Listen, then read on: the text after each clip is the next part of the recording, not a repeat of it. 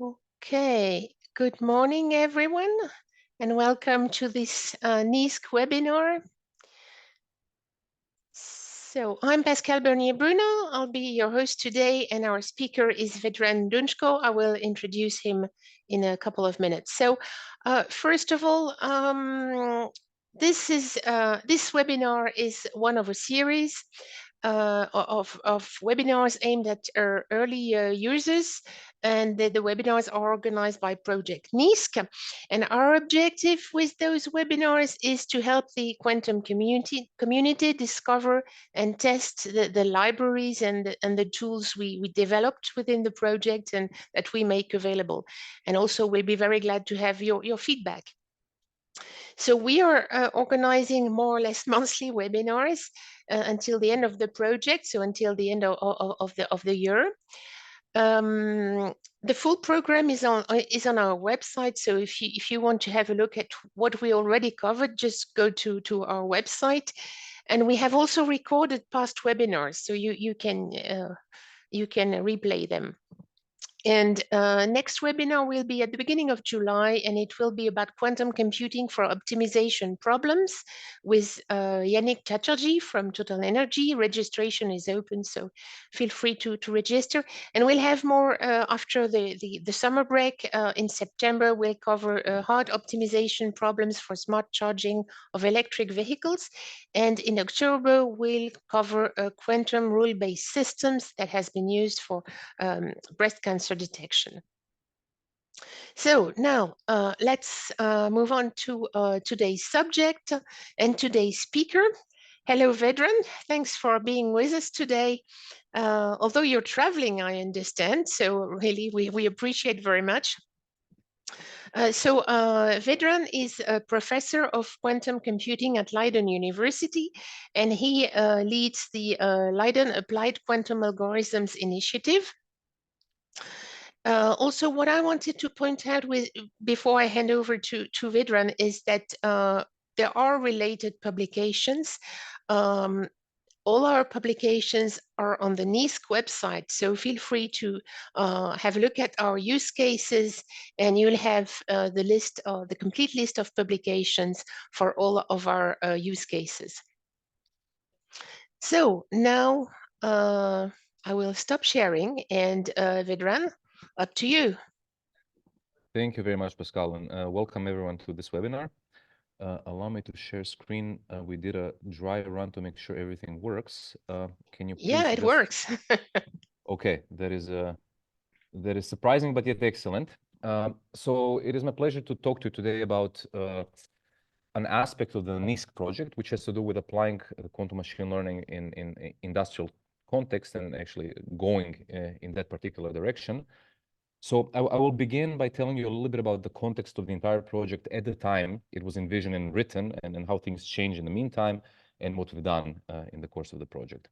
And I understand that this is a pretty mixed audience, so it is quite possible that at some points I become a little bit technical, and I hope you will forgive me for that, but I will try to give some information for those who are also not interested in the technical aspects of quantum computing and are not experts in the domain.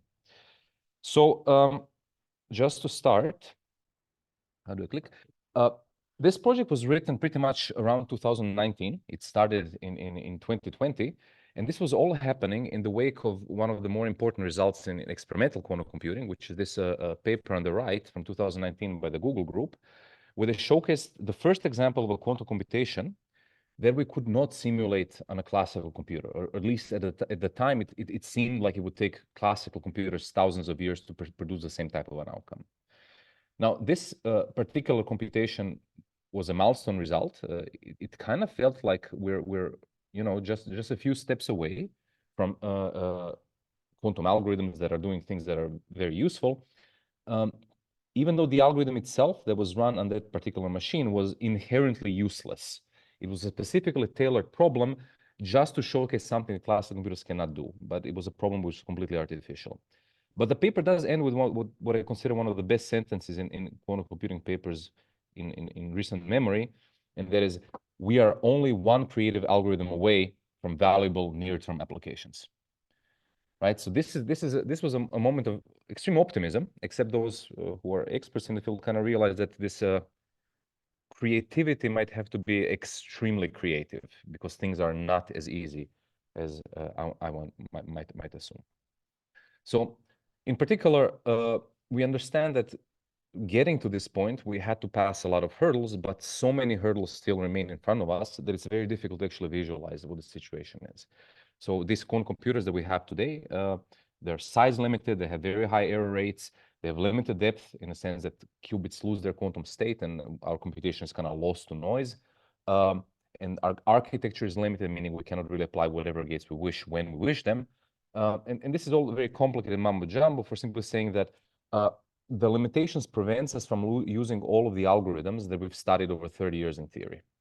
So we have this $1 billion machine, which can do one thing that a classic computer cannot, but we don't know how to program it. And we would know how to do some things with it if it had none of these limitations. This would be called fault-tolerant quantum computing, which I refer to here. But this is still very, very far. And I don't want to dwell too much on just how far, because if I were to tell you that this is extremely far, it would seem like we haven't gone a long way. But this is more like an idea of, we want to go to the Kuiper Belt to do mining in the asteroids. We've only managed to get to Neptune or something. I mean, Neptune is ridiculously far. We've made dramatic strides. And in fact, experimentalists are making dramatic strides still, but we're still in this noisy intermediate scale quantum era. So since hardware has advanced, in more than one architecture. So just I'm here illustrating a couple of the more important papers showcasing progress in photonic quantum computing, which go over 70 equivalents of qubits.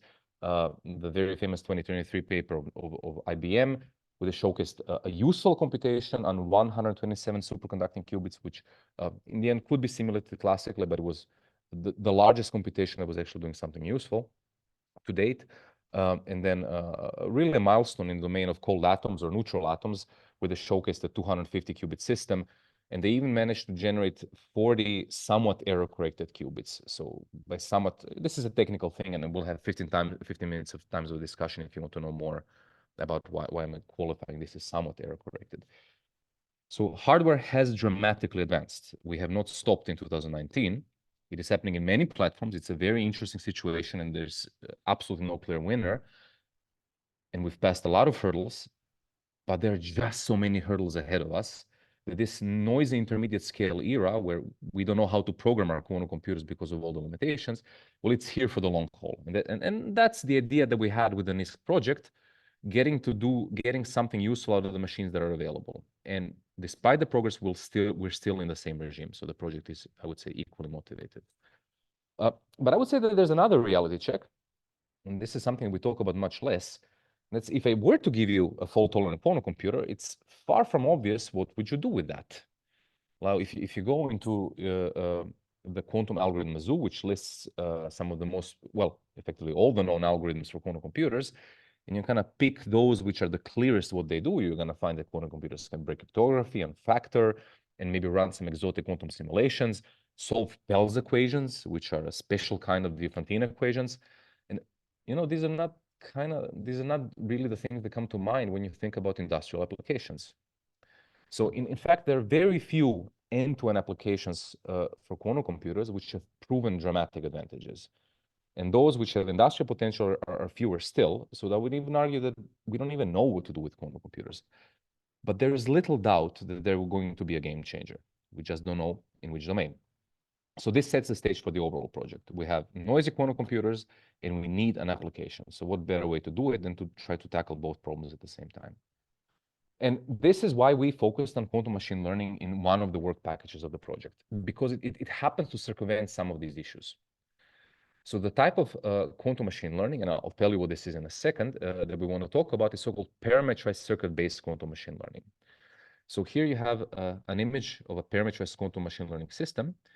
This thing here on the left, if in the case you've never seen it, this is a depiction of a quantum computation. It doesn't really matter what it is, but it has some parameters, and depending on what parameters you choose, it gives a different output for a given input. And it's coupled to a classical computer, which is somehow training these parameters to get this entire quantum circuit to do whatever we want it to do. This is down the line how we train machine learning, as I will explain in a second. So even though we don't know how to explicitly train this machine, that's not a problem, because this classical optimization loop replaces explicit programming. And the entire thing can be used as a machine learning system. And that's kind of interesting from the perspective of not having good applications, because somehow paralleling the progress in quantum information, machine learning has started being increasingly more broadly applied in all sorts of domains. So if this system kind of makes sense as a machine learning system, then it will have a lot of applications. And finally, at least at the face of it, this particular type of a system doesn't really care what kind of a quantum computation we have here. It will simply attempt to do the best job it can with the architecture that is available. So it's in principle compatible with whatever hardware you have. So this really circumvents a lot of issues that we had, but it raises pretty much the same number of questions, just different questions this time around. So in particular, we don't know whether it's going to be better than a classical system. We don't know whether it can be, at least not at the face of it. And we don't know what we would do if it turns out that we need more qubits than we have available, which might absolutely happen. And it might be the case that even though noise doesn't inherently prohibit running the system, it does prevent us from getting good results, or results which are competitive to classical systems. So these are the challenges that we kind of want to address from various perspectives. So our goals in the project are to, number one, go towards generalizing the possible use case domains of quantum machine learning. So I want to go from the things that we know, which is like factoring quantum simulation, to things which are more likely going to be relevant for an industrial context. So in particular, we want to find out whether quantum machine learning can actually offer advantages at all, and how can we know about it now before we actually have full-blown quantum computers. And then we want to understand what kind of quantum machine learning can actually offer advantages. So what flavors of machine learning. And this is going to be the first part of the talk. And I apologize, this part is probably going to be more technical than is maybe of interest for many of you who are not experts in the topic. But then I'll switch to the second question, which is towards testing, which is tackling the issue of the size limitations of quantum computers. And I'll tell you a little bit about what we've learned, what we can do with quantum computers which are limited in size. I'll tell you just a little bit about what we learn about how noise affects the results. And in the third and last part of the talk, I'll show you a small example that we've run on an actual machine for a use case which was of interest for an industrial partner within this project. So this is going to be the smallest thing that we have because it's still being developed, but maybe of most interest for some of you. So these are our goals, and they absolutely mimic the outline of the talk. So this is exactly what we're going to be discussing. So this ends the introduction part of the talk. And now I'll move to the first part, which is about generalized use domains and understanding whether we can be sure that quantum machine learning can do something better than classical machine learning. So what is machine learning, and how could we know that it has an edge over classical computers short from running it, which we still cannot do? Well, I'll define a particular flavor of machine learning, and there's more than one, but it is the one which is perhaps most widely known and the first that comes to mind, and this is so-called supervised learning. In supervised learning, we're provided with a data set, and I've here chosen a particular example which I think most of us would agree that it would be a very useful thing to have. In this case, the data set has X-ray images of lungs, which have been labeled by doctors according to the condition of the patient. So they can be normal lungs or infected by COVID or various other conditions. So they're just images which already have labels of what they're images of. And using these images, we can train a machine learning model, effectively tune its parameters such that it starts making the right prediction given an input just the image itself, but without the label. I need label data to train the model, but once it's trained, this is the second phase of machine learning, we can actually use it to assign labels to unseen data points. In other words, now after I've used up my database, I have a new patient and I do the X-ray of their lungs. I don't know whether they're healthy or not. I put it into my trained machine learning model and it tells me the patient is healthy. And of course, ultimately, we would like to be able to detect things that are hard to see by human eye. And in fact, this particular example I've chosen because it's a real example. There's a reference down here for those who are interested, where they achieve 99.5 accuracy in predicting various sorts of conditions from X-ray images, which is certainly better than what your average doctor could do. So this is the type of thing we want to do. This is supervised learning. I give you label data, and then tomorrow, after you've trained your system, you're supposed to be able to assign labels to data that you've not seen before. And in the quantum case, instead of having an object, many of you may recognize this as a type of a neural network. Instead of having a neural network, we want to put in a type of a quantum circuit, a type of a quantum computation, which, like a neural network, has parameters that can be trained to try to label the data correctly. So the question is, how can I be sure that a quantum system, which doesn't have a neural network, but this type of a quantum circuit, could do something better than a classical system without actually testing it? That sounds like a tall order. But at least in some cases, we can say something about it. Oh, I apologize, I forgot about this slide. So in the case you're not familiar with quantum circuits, which is this image here, just to make it clear that it's a quantum thing, I put here something which looks very quantum, so now you know it's a very cool process that is happening under the hood here. But moving on, so how can I possibly say something about the system here without testing it? Well, theory comes to the rescue. So there's a piece of mathematics, if you wish, called probably approximately correct learning theory, which allows us to make the statements of the kind that I'm looking for. So specifically in pack learning theory, we focus on problems and not on methods. In other words, we formulate learning tasks, which are quite artificial, but fully mathematically specified. And once when they're mathematically specified, we can characterize what kind of learning methods do we need in order to be able to learn them. And sometimes you can prove that certain types of learning methods will necessarily fail in the learning task. I have a little bit of reverb. I think somebody switched on their mic. I would be very appreciative if you could switch it off for them. Yeah, thank you. So there's a piece of theory which allows us to make statements of this kind. So to prove that there's a quantum advantage, I in fact have to prove two things. Number one, I have to prove that no classical machine learning system could ever learn the task that I've specified. And number two, I have to prove that at the same time, there exists a quantum method that can actually do it. So there are going to be two parts. And in practice, proving this first thing, that no classical system can do it, is in general harder. So this is a fact in mathematics, and if you think about it, it's actually quite intuitive. Proving impossibility is always harder than proving possibility, because I can prove to you that something is possible by doing it. But it's very hard in general to prove that something cannot be done no matter what strategy I employ. So this is kind of the challenging thing for us. But there have been examples where we knew already that classical machine learning cannot cut it. And they're very artificial, but quite intuitive, and I'll open with them. For instance, if before giving you the data set, I encrypt the data using a complicated crypto system that we believe classical computers cannot crack, well, then you can prove that classical machine learning must actually fail. You prove that being able to learn, even though the data is encrypted, would somehow be tantamount to be able to decrypt the system, which we assume the classical computers cannot do. However, since quantum computers can sometimes break certain crypto systems, they have a possibility of succeeding. And this is a pivotal moment in our understanding of limits of learnability, because it strongly connects learning tasks, which are different from computational tasks, with computational tasks that we understand much better. And if you recall, on the previous slide, I mentioned the quantum computers seem to be good for cryptography and maybe not much more.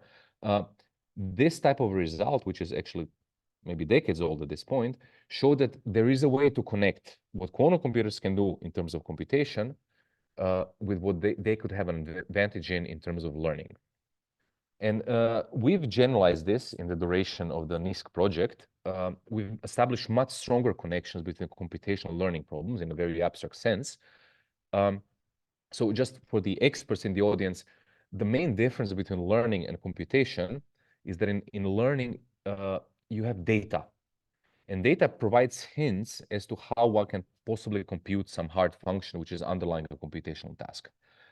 So what we've managed to show is that if the task is hard enough, so really, really hard, then data cannot help a classical computer crack it, even though it's available.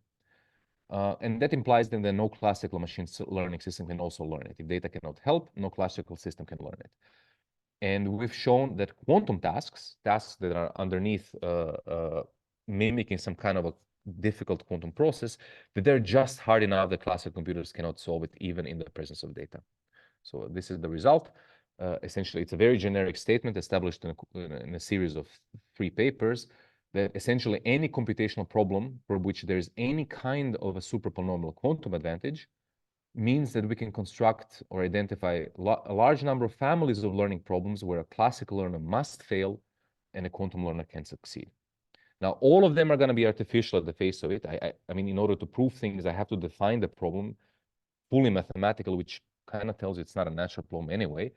But at least we know that it's not just factoring that is going to be an underlying learning advantage, but it's in essence anything. Anything that we have a computational learning advantage will imply that somewhere there must be a learning quantum advantage as well. And this can be in the context of certain hard optimization problems, simulation problems, cryptographic problems, and beyond. So this was a result that we were very happy with, but it's still very, very far from the types of industrial applications we're aiming at. So what if I don't care about classification? I mean, everything I said so far applies just to classification problems, but in practice, we use far more general artificial intelligence techniques. And in fact, we knew this. And in the project, we focused not so much on classification, at least in the specification of the project, but rather on so-called reinforcement learning. Now, reinforcement learning is arguably the most general mode of machine learning, in which we don't work with just a stationary data set, but we talk about a learning agent which operates in an unknown task environment. It perceives the state of the environment. It can change the state of environment by doing actions. You can really think of a robot which moves around in an environment and does things. And time and again, it receives rewards when the state action transition sequence was the right thing to do. So this is a strictly more general form of learning than just supervised learning. And this was our focus from the perspective of quantum machine learning, in fact, not so much supervised learning initially. So reinforcement learning has been studied for many, many years, but it became sort of a superstar of AI, essentially around 2016, with the result that I believe most of you have heard about, and that's the first superhuman level play by a computer of the combinatorial game of Go. So chess was, cracked by Deep Blue in the 90s, but Go was much more complicated, and it was believed that this is going to be one of these examples where human ingenuity is always going to be better than a machine. Well, not the case. If the machine is allowed to learn, then it turns out the machine can be better, and it learns through play, which is something with the reinforcement learning is excellent at. Now, of course, reinforcement learning is not just about games. It's been applied and is being applied in various other contexts, including autonomous vehicles, including autonomous factorings, and for instance, as an approach to coming up with de novo molecules in medicinal drugs, which is a very, very important topic of the day. And it is also developing in the sense of progress in research of what kinds of reinforcement learning things we can solve. So aside from just gameplay, what I find a fascinating result is it's been combined with large language models, and AI has now achieved human level, well, not yet superhuman, but human level gameplay in the game of diplomacy, where players have to talk, communicate, they have agendas, not all information is available, and still an AI system managed to rank at top 10% of participants of the game. So this is really, really moving forward. Machines are doing much more than we thought they would be able to do if you discount sci-fi. And it's a lot of it's based on reinforcement learning. And it's also computationally extremely challenging mode of learning. And it's not as solved as supervised learning. It's not as successful. So for us, it was a natural candidate where quantum computing might be able to do something useful and somehow aid us in achieving ever better reinforcement learners. And it's more general, so it might be more applicable. That was the logic anyway. So within the scope of the project, in a series of, again, 3 papers, we've developed quantum reinforcement learning, where we use quantum circuits of the type I discussed for supervised learning and classification. Now we use them as elements, as main building blocks of a reinforcement learning machinery. So there's an agent that perceives an environment and does actions. And this interaction is fully classical. This can be a robot in the real world, but inside its brain, it has this quantum circuit that processes information and makes decisions. And the circuit itself is also updated, and we've studied various types of updates, pretty much tracking the history of reinforcement learning becoming ever more complicated. And for those who want to play around with this, I mean, the code base is available. So as one aspect of the project, we've also promised useful libraries. You can find everything prepared here on the TensorFlow webpage, and we'll have web pages associated with the NEASQC project as well, where you can immediately take this and play and apply in various contexts. So just to quickly tell you about the results of this quantum reinforcement learning. So I have to say I'm a theoretician who wants to do applications, but I find it very, very hard. So the first thing that we did was we've shown that there can be fundamental advantages for quantum learners. So we've generalized the results for supervised learning, where I've briefly hint, we know that there are tasks that classical learners cannot solve and quantum can. We've done the same thing, but for reinforcement learning. And this is just to scare you a little bit how long our theorems are, but this is just because we have to be very precise. But the ideas are not that complicated. Perhaps more visually appealing, at least, we've also evaluated the performance of quantum reinforcement learning agents in standard benchmarking problems in the so-called OpenAI gym. So I'm sure many of you have heard of OpenAI, the large, let's call it, Institute for Studying Artificial Intelligence. So they have these benchmarking problems, Cartpole, Mountain Car, and Acrobot, that I can describe for you if you wish after the talk. And we've managed to get the quantum agents to learn. So at least they can learn these classical problems as well. And in fact, it turns out they're not much worse than classical models. So this was a bit surprising. So, these problems are absolutely classical, and there's no inherent reason why a quantum computer would be good at or better than a classical computer at them. But it turned out that they actually are not that bad. They can learn, and they're not that bad. So we were quite happy with that. And to make sure that quantum reinforcement learning can have advantages in at least some cases, we've constructed inherently quantum tasks where the correct sequence of actions is actually predefined and generated by a quantum computer. So we've cooked up a problem that we believed quantum computers should have an advantage. And we've showcased that this is in fact the case by comparing in the green line quantum learning agents, and in the red line the best learning agents that we were capable of making based on deep neural networks. So this is not an example of a quantum advantage. In a sense, it's not a claim that no classical agent can do better. It is simply a claim that the standard agents that kind of kicked our butt in these standard classical problems, they lose in problems which are more quantum. And this is pretty much what you would expect. Machine learning system can be tailored to certain class of problems, and quantum machine learning can be tailored to more complicated problems. And sometimes the distinctions can be quite dramatic in the case of the cliff walk. But these are abstract environments. We've moved to sort of the cutting edge, or at least at the time, cutting edge reinforcement learning, which is so-called deep Q learning, which can handle continuous spaces, discrete spaces, and it all works out really, really nicely. And in that particular study, we've encountered something which I felt was very interesting. It was the first example of a strong differential performance between classical and quantum learners, which is not a statement of advantage again. So in the case of this this is a mistake. This is not the frozen lake. It's the Cartpole problem. We've compared classical and quantum agents in this deep Q learning scenario, which is a type of an update of the memory of the agent. And we found ourselves in a quite a weird pickle. Our problem was that we were unable to construct a neural network-based agent that outperforms our quantum agent. Now, you might say, well, that's fantastic. Why don't you celebrate? Well, the thing is, you cannot just make a claim that this is better than a classical agent. Like, nobody's going to believe you. In fact, I personally did not believe that to be the case. But it took us more than 3 months of development of classical methods before we managed to beat the quantum agent with a vanilla classical agent.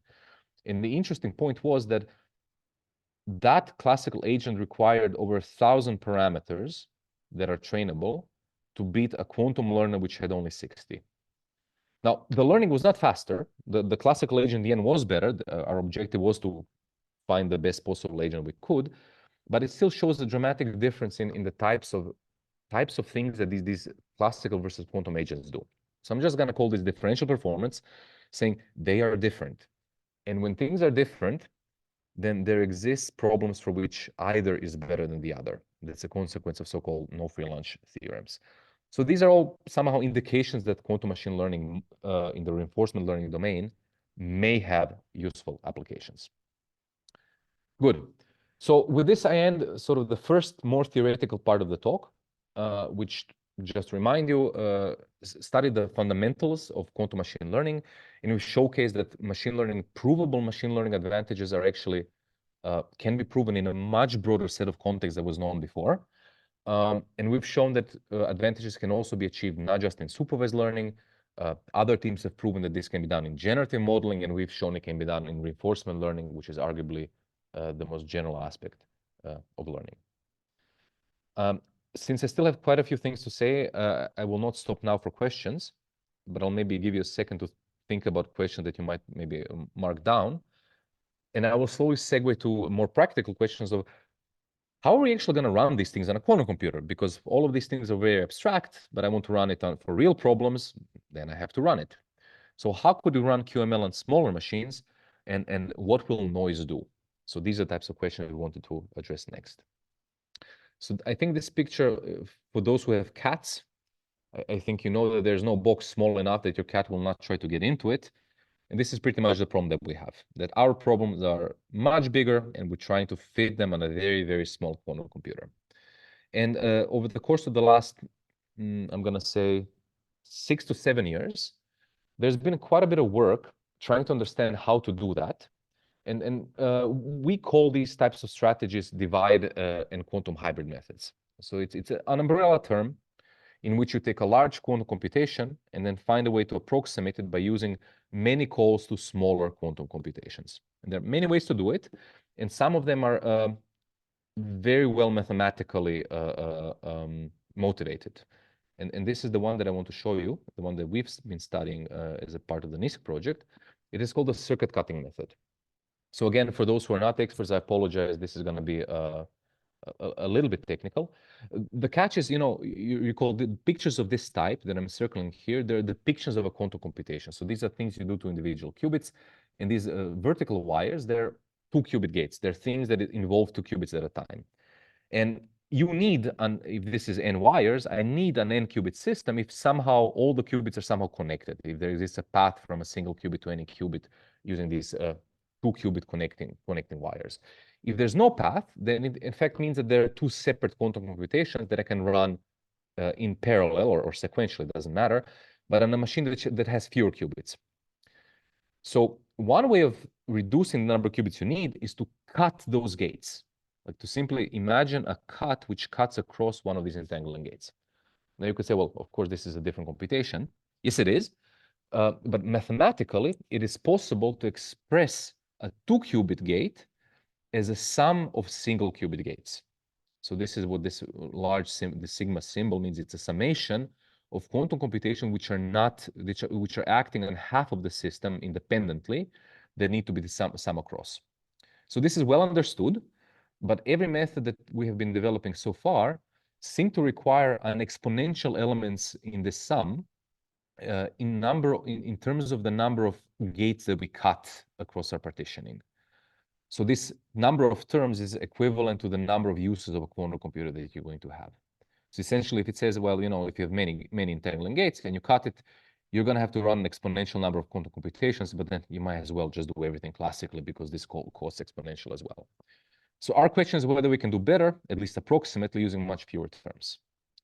And our answer was, well, maybe you've heard of this meme, or the term yesn't, like, well, yes, but actually no. I actually need the converse of this. It doesn't exist, or at least I couldn't find it, so I called it a noscent. It doesn't really sound nicely. So the answer is no, not in a technical sense, but actually yes. So the no part is in this paper here, where we've shown that doing a cut which removes even a single qubit from your computation is already necessarily exponentially costly. So there's no way to get a precise approximation of a larger quantum circuit using even a quantum circuit which just has 1 qubit fewer. Already this can have an exponential cost in general. So that's the no part, but we kind of realized that this is perhaps the wrong question.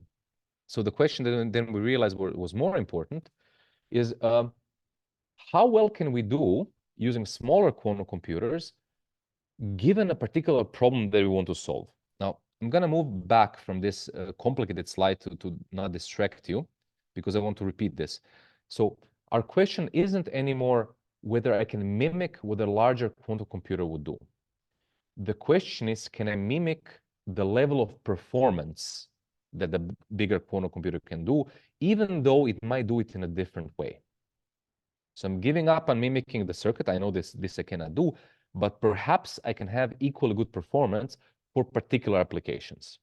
And here the answer was yes. So specifically the way we do it is we do cut the circuit, but then we limit the number of terms to something which is tractable, and make the subcircuits a little bit more general to somehow compensate for the fact that there are fewer terms related. And if we do it in a systematic sort of way, we end up with a hybrid method, which we can analyze quite nicely theoretically, and we can show that the learning properties, the abstract learning properties of the original full-blown large quantum computer and the smaller system are actually very, very similar.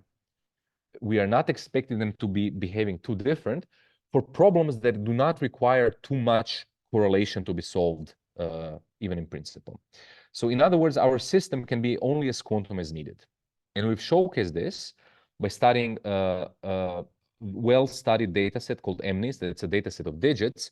And we've shown that if you want to learn digits, which are in fact not quantum and not highly correlated, in fact, having different number of terms from 1 to 20 doesn't really affect the performance. So we can get away with very small quantum computers. But then at the same time, we've constructed artificial data sets which were generated by a quantum circuit, which is highly entangling, which has a lot of these gates.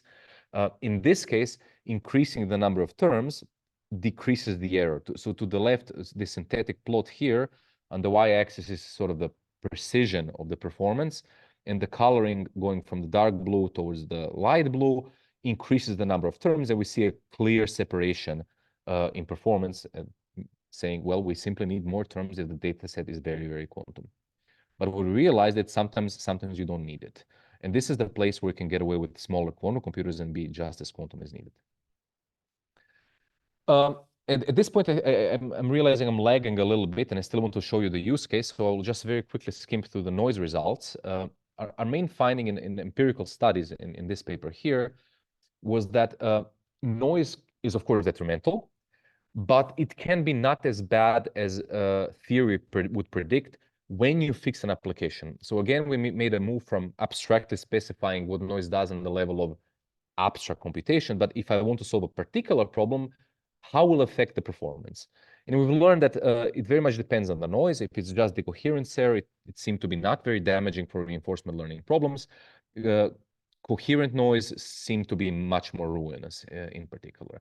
And we've also learned, actually provided the first evidence for something which is very intuitive, that if you're going to be using a machine learning system on a noisy quantum computer, then the training should be done on a noisy computer as well. In fact, if you train something in a noise-free environment and then use it, versus training it in a noisy environment and then using it, the latter will in fact be better, because the system has the chance to somehow learn to undo the noise effects. So it's intuitive, but now we have evidence for that. And with this, I want to move to the last part of the talk. And I'm already 34 minutes in, so I'm a little bit behind, which is the actual application. And this was the use case of inventory management using quantum reinforcement learning. And here I want to highlight the two collaborators, the PhD students, Simon Marshall and Yagnik Chatterjee. Simon was involved in every single project that I mentioned before. Yagnik is our collaborator, co-founded by our industrial partners. I highlight them here because, in fact, they did all the work here, and I've done really nothing. So I think they absolutely deserve extra credit here. So inventory management, what is this problem? Well, you have a warehouse which holds items that you're selling. You receive an order, and then you have to remove the items from the warehouse and send it to the store to be sold, right? And now you have fewer items than you had before, so you have to make an order from somewhere to replenish your warehouse. Now, what you don't want to do is have things sitting in your warehouse. That costs money. So you want to make an order which is going to be predictive to match upstream order to be predicted to match the order that you will receive as a seller. And this is a stochastic demand, right? There's a history of orders, and it's a complicated process. It's some kind of a time series. And it's not easy to predict what's the optimal order, and it costs you. If you don't have it in the warehouse, then you're late on delivery. If you have too much, then it sits doing nothing. That costs money as well. And it's a well understood and very difficult problem to solve in the real world. So difficult, in fact, that people have realized that maybe reinforcement learning is the right way to model it. So we had a number of goals here, including devising the quantum reinforcement learning algorithm that could be used. This I explained how we did, and to evaluate it, and to tailor it to the inventory management problem, and to try to test it on a real machine to have some kind of data, even if it's just for a toy problem. So the problem that we tackled, the specification of the task, was done by others. To have fair benchmarks and so on, we opted to play with a problem that was studied before. It is so-called beer game. It was first introduced in this particular game where they use reinforcement learning to solve it. This is a picture that Marshall did. But I can abstract it to describe the scenario in its generality. So we have a number of agents who have their warehouses, and in each warehouse they have a certain number of items, and each one of them makes an order upstream. So they're trying to replenish the items in their warehouse by placing an order upstream. And then they're gonna have, well, if I'm now pointing at this guy here, if he makes an order upstream to the guy to the left, to the I minus first one, what the I minus first one sees is a request to deliver something. And they of course have to deliver as close as possible to the order, right? Ideally, as much as it was ordered, because if they cannot deliver as much, the downstream person might go to another seller. So this is the overall setting, and they have to choose how much to order and how much to deliver to minimize the number of items they keep in the storage and not being to deliver. Okay, so this is I think quite an intuitive scenario if you think about commerce ever. And we've simplified it a little bit to be able to run it on very small scale quantum computers that we understand, and to turn it into a reinforcement learning setting. So in reinforcement learning, there's a state of the environment that triggers an action to do an action. And here the state of the environment is the order, what it receives from downstream. We have hardwired the system such that the agent always tries to deliver as much as they can. And if they fail to deliver the order, that's going to be penalized. And the action they can do is to make an order upstream. And of course, if they ordered not enough for the next order coming up in the next step, they will be short on the delivery, which is bad. And if they order too much, then there's going to be stuff sitting in the warehouse not being used, which is also not a good thing. And the state of the warehouse is also visible to the agent. So the state space is it sees order in the current inventory. We hardwired the delivery to be the best it can do.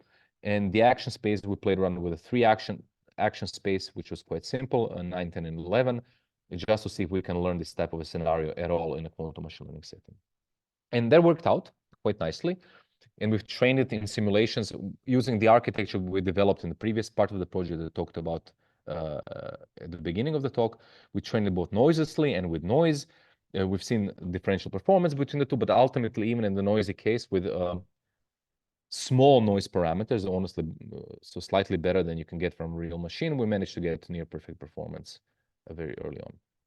And then we decided to try to run this thing on a real quantum computer that was available to us through one of our collaborators.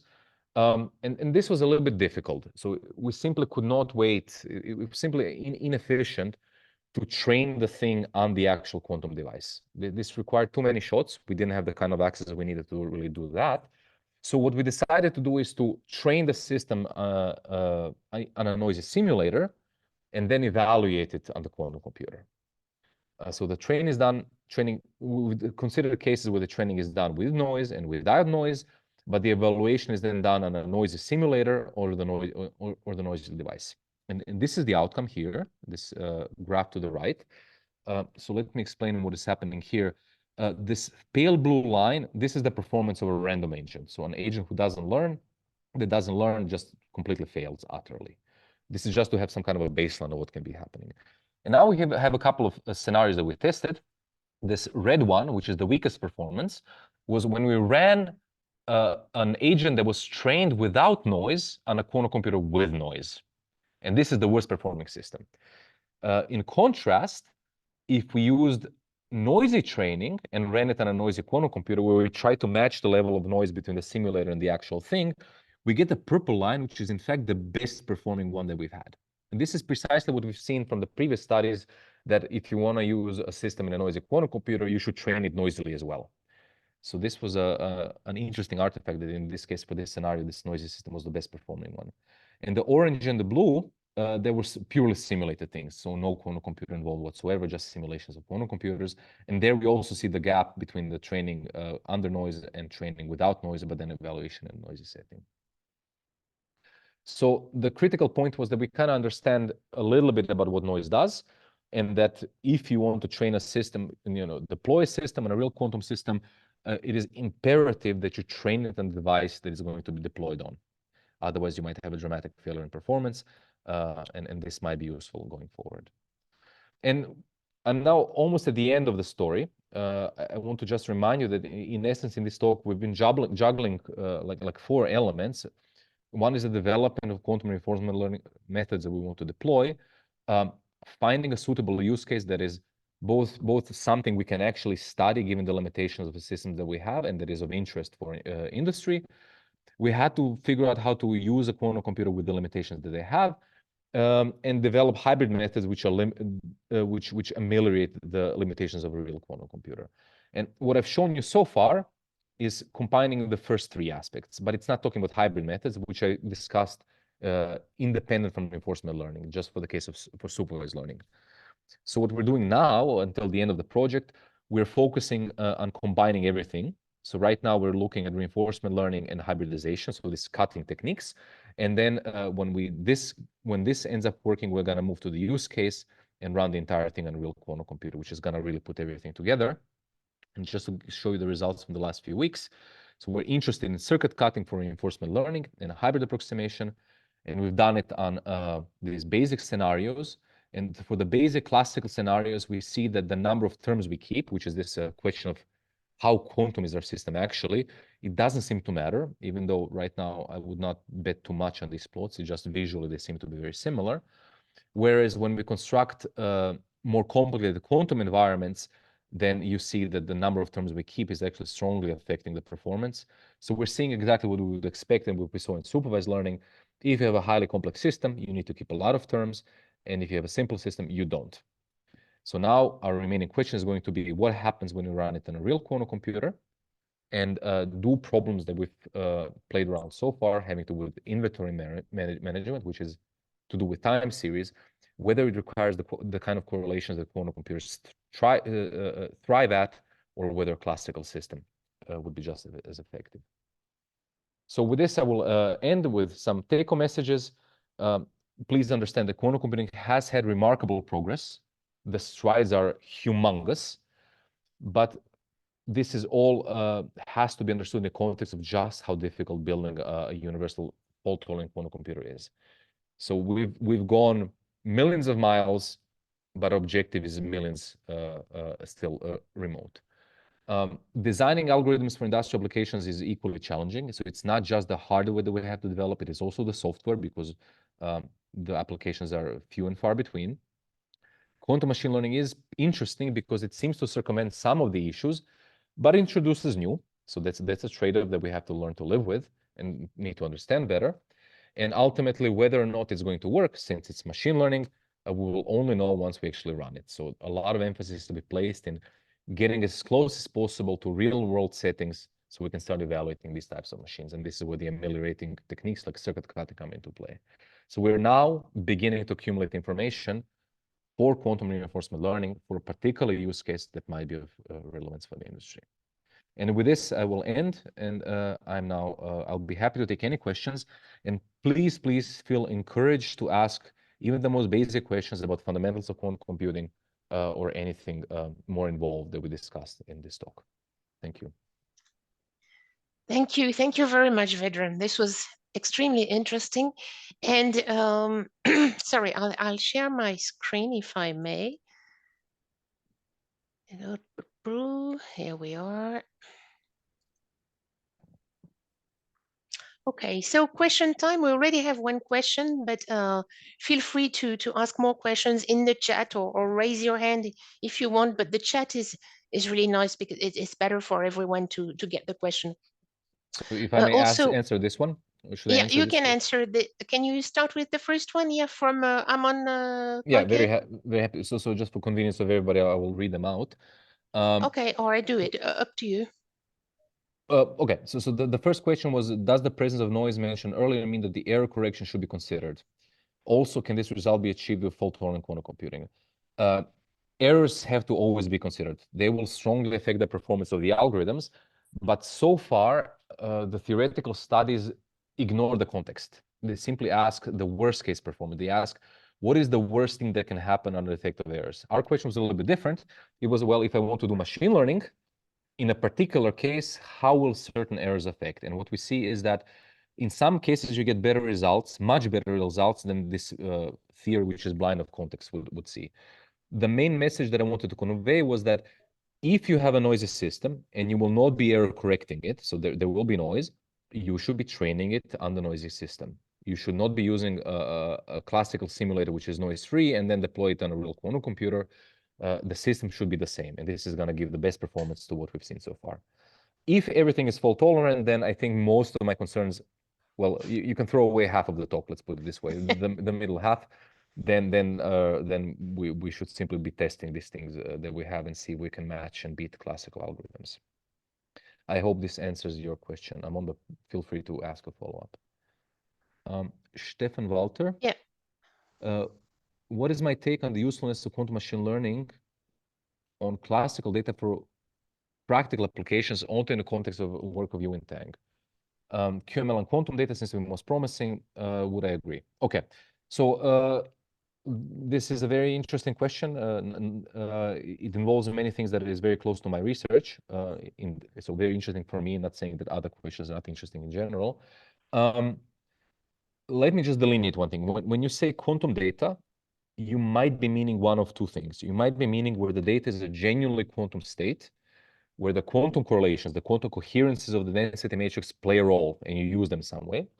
Or you might mean data which is measured out, but it was generated by genuinely quantum process. So my work was predominantly been dedicated to proving that even in this latter case, where the data is already measured out, the data is classical, but it comes from a complex process, that even there, you can have exponential advantages of quantum computing. So the first part of the talk is essentially telling you this. Yes, I believe we can have advantages for real-world problems for quantum machine learning, except those real-world problems might be, well, not the first thing that comes to mind, right? If you want theoretical proofs, I'm somehow bounded to those things that we already understand from theory of algorithmics. And there, the advantages will involve highly correlated quantum systems and things like this. And it will be very far from something like the beer game that I described. But this is because you're asking me to prove stuff, or rather, I'm committing myself to proving things mathematically. I do not know what's going to happen when we actually evaluate things on a real device. That is, I cannot guess what's going to happen, but I think it's a worthwhile investigation to be done. Yu and Tang was very important for the quantization of certain types of machine learning machinery, which revolves around quantum linear algebra. The type of machine learning that I'm talking about is not susceptible to that type of dequantization. So it's a different approach. That's another hour lecture that I can give. But roughly speaking, there are two camps of quantum machine learning, and the one that I'm discussing today is not affected by Yu and Tang. The graph for the beer game shows... Oh, sorry for interrupting, Vedran, but Stefan Walter, he raised his hand. So do you, Stefan, did you want to add something to your question, or? Maybe a quick follow-up. So the types of machine learning you are discussing, they are not susceptible to the arguments of Yu and Tang because it's parameterized, so variational quantum algorithm. That's right, because I'm not aiming for runtimes which are polylogarithmic in the dimension.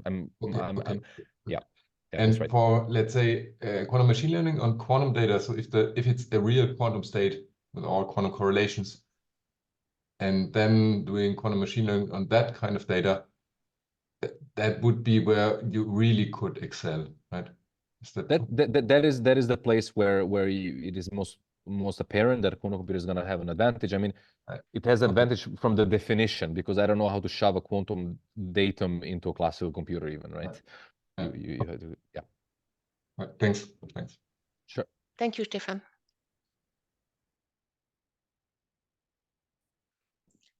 Okay, on to the next question in the chat from Fabiana da Pieve. Vedran, you're muted. Yeah. I got muted somehow. I don't know how that happened. Okay, so probably me. Sorry. I take the hint. So the question is, the beer game. Whoops, something jumped. Let me just see the question. The beer game shows both a quantum simulator and a classical simulator in train with noise are very good, right? There's actually a little difference between the two. That's right. That's right. What I didn't show on the plot is what happens when you have no noise in the simulation and deployment. So the plot showed where everything is noisy and everything was working really, really well. This was for low levels of noise, like the most optimistic parameters you can expect from, let's say, the IBM device, but I'm not claiming that this is what we used, except that we did. It is a little bit better if you don't have any noise whatsoever.